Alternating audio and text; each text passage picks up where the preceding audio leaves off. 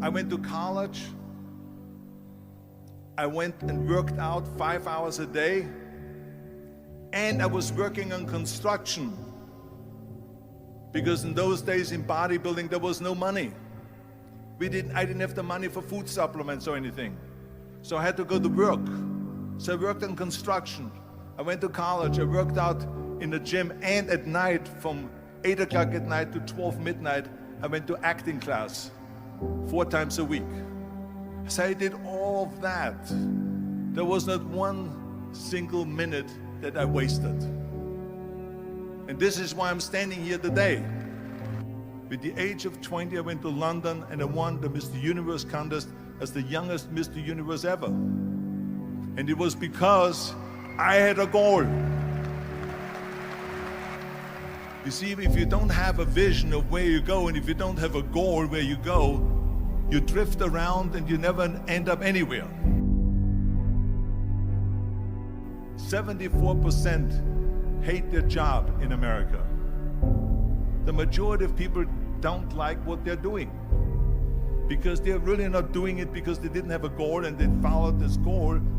They just aimlessly drift around, and then all of a sudden there's a job opening, so they get that job because you have to work. But then when you work, it's a chore. It's work. It's not fun. So if you think about, only a quarter of the people really enjoy what they're doing in life. So people always ask me, when they saw me in the gym in the pumping iron days, they say, why is it that you're working out so hard? 5 hours a day, 6 hours a day, and you have always a smile on your face. The others are working out just as hard as you do, and they look sour in the face. Why is that? And I told people all the time, I said, because to me, I'm shooting for a goal. In front of me is the Mr. Universe title. So every rep that I do gets me closer to accomplishing that goal, to make this goal, this vision, turn into reality. Every single set that I do, every repetition, every weight that I lift will get me a step closer to turn this goal into reality. So I couldn't wait to do another 500-pound squat. I couldn't wait to do another 500-pound bench press. I couldn't wait to do another 2,000 reps of sit-ups. I couldn't wait for the next exercise. So let me tell you something, visualizing a goal and going after it makes it fun. You got to have a purpose no matter what you do in life. You got to have a purpose. And Muhammad Ali worked his butt off. And I saw it firsthand. And I remember that there was a sports writer that was there in the gym when he was working out and he was doing sit-ups. And they asked him, how many sit-ups do you do? And he said, I don't start counting until it hurts. Now think about that. He doesn't start counting his sit-ups until he feels pain. That's when he starts counting. That is working hard. And so you can't get around the hard work. It doesn't matter who it is.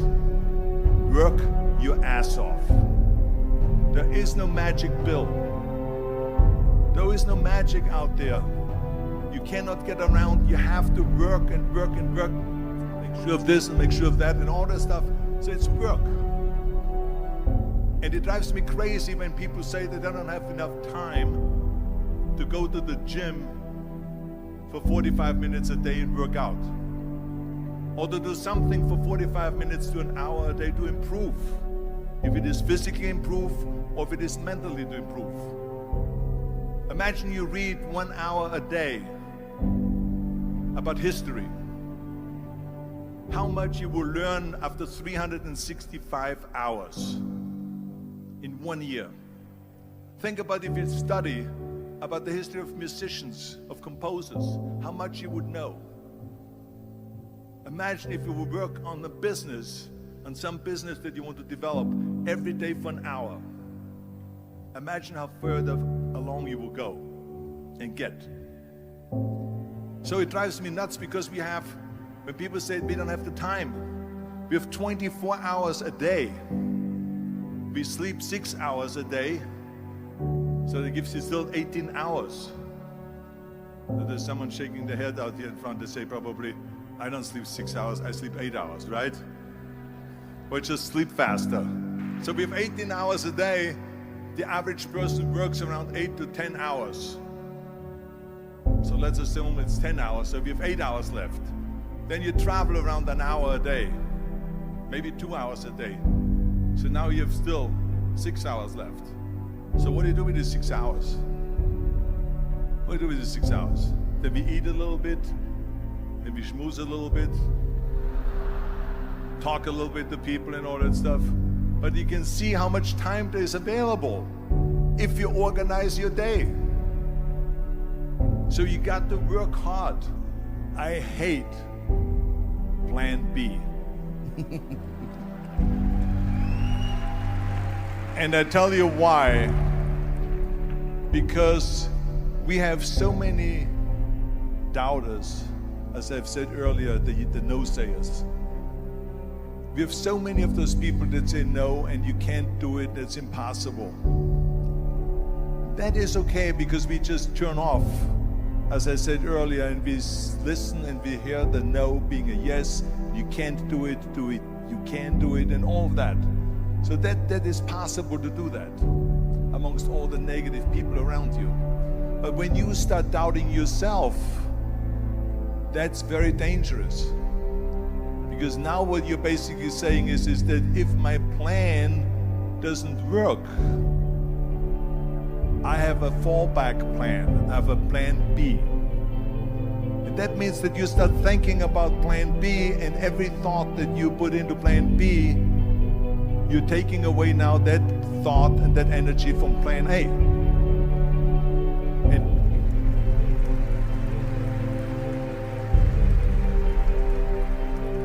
And it's very important to understand that we function better if there is no safety net, because plan B becomes a safety net. It says that if I fail, then I fall and I get picked up and I have something else there that will protect me. And that's not good, because people perform better when there's no safety net. People perform better in sports and everything else if you don't have a plan B. I'm telling you, I've never ever had a plan B. I made a full commitment that I'm gonna go and be a bodybuilding champion. I made a full commitment that I'm gonna be in America. I made a full commitment that I'm gonna get in the show business and I'm going to be a leading man. No matter what it takes, I will do the work. I will do the work over and over and over until I get it. And the same was in politics and everything like that. So to me, it is very dangerous to have a plan B, because you're cutting yourself off from the chance of really succeeding. And the reason, one of the main reasons why people want to have a plan B is because they are worried about failing. What is if I fail, then I don't have anything else?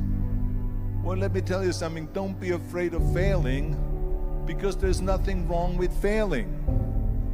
You have to fail in order to climb that ladder. There's no one that doesn't fail. Michael Jordan said in one of his interviews, when they said, "You're unbelievable, you're the greatest basketball player of all times." I mean, tell me about that. And he says, well, you're just mentioning the successes. But he says, for me to become the greatest basketball player, I missed 9,000 shots when I was playing basketball at the NBA games. So during these games that he was so successful, he missed 9,000 shots.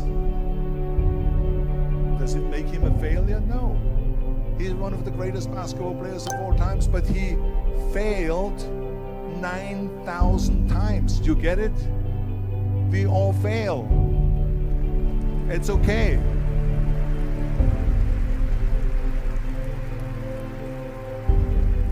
What is not okay is that when you fail, you stay down. Whoever stays down is a loser. And winners will fail and get up, fail and get up, fail and get up. You always get up. That is a winner. That is a winner.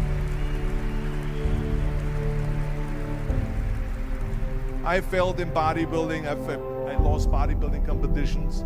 I lost powerlifting competitions. I lost weightlifting competitions. I had movies that went in the toilet and that were terrible and got the worst reviews. And in politics, I remember I had many of the initiatives on the ballot, and we lost. My approval rating in California went down to 28%, and then it went back up again, and I won again the governorship. Hey, we all lose. We all have losses. This is okay, and this is why I say don't be worried about losing, because when you're afraid of losing, then you get frozen. You get stiff, you're not relaxed. You got to be, in order to perform well in anything, if it's in boxing or if it is on your job or with your thinking, is only happening when you relax. So relax. It's okay to fail. Let's just go all out and give it everything that you got. That's what it is all about. So don't be afraid to fail.